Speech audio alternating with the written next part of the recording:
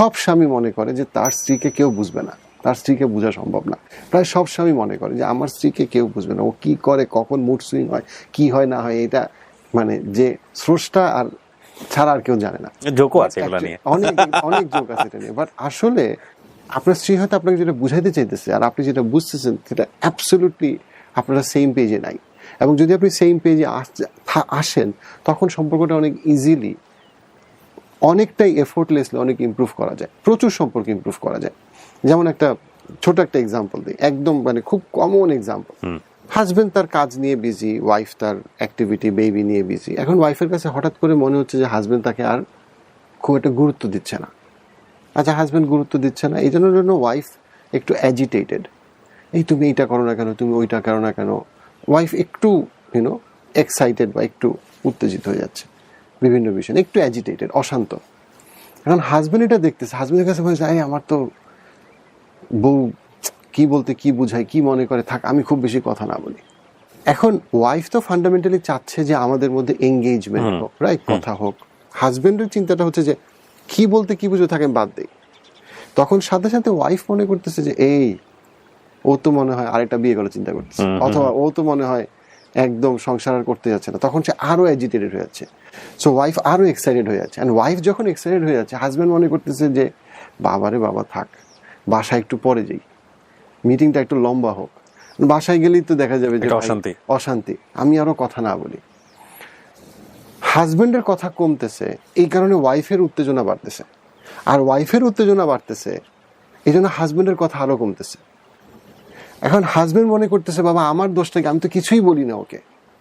আর wife হাজব্যান্ডকে বুঝাইতে পারতেছে না, বিকজ সে উত্তেজিত যে তুমি যে আমার সাথে নাই, আমার পাশে নাই, আমরা যে কথা বলতেছি না, দ্যাট ইজ দ্য কি বলবো সোর্স অফ প্রবলেম। হাজব্যান্ড বলছে ইয়াহিয়া ভাই আমি তো কোনো ভুল করি নাই, কিন্তু হাজব্যান্ড বুঝছে না তার প্রবলেম হচ্ছে সে একেবারেই অ্যাক্টিভ বা এঙ্গেজ না সম্পর্কটাতে। আর ওয়াইফ মনে করতেছে যে ওইটা করে না কেন, ওইটা করে না কেন, এইটা বলতেছে না কেন, ওইটা বুঝাইলো কেন, ওর এরকম, ও এরকম, ও বিয়ের 10 বছর আগে এটা করছিল, ওইটা করছিল। ইউ সি, ওয়াইফের মূল প্রবলেমটা হচ্ছে যে হাজব্যান্ড তাকে অ্যাটেনশন দিচ্ছে না, বা হাজব্যান্ড তাকে সাপোর্ট দিচ্ছে না, এঙ্গেজড হচ্ছে না।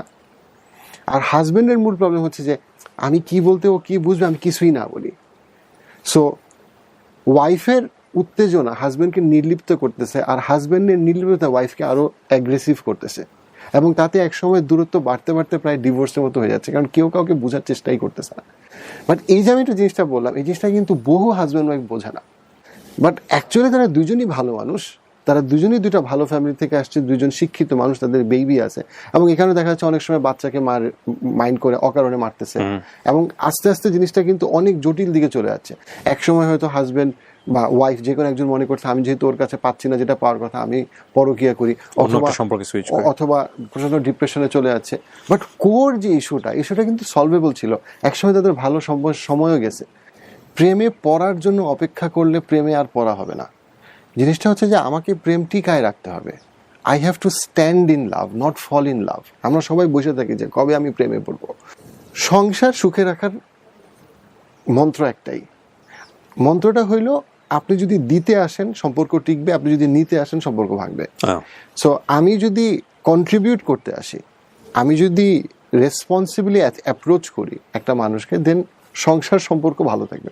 আর আমি যদি মনে করি এটা কই ওইটা কই, গিফট কই, হ্যান্ড কই, ত্যান কই, ওইটা দিলে না কেন, আমার প্রথম অ্যাপ্রোচটাই যদি হয় যে আমারটা কই, তাহলে সংসারে শুরুতেই এটা একটা ফাটল ধরার সম্ভাবনা থাকবে।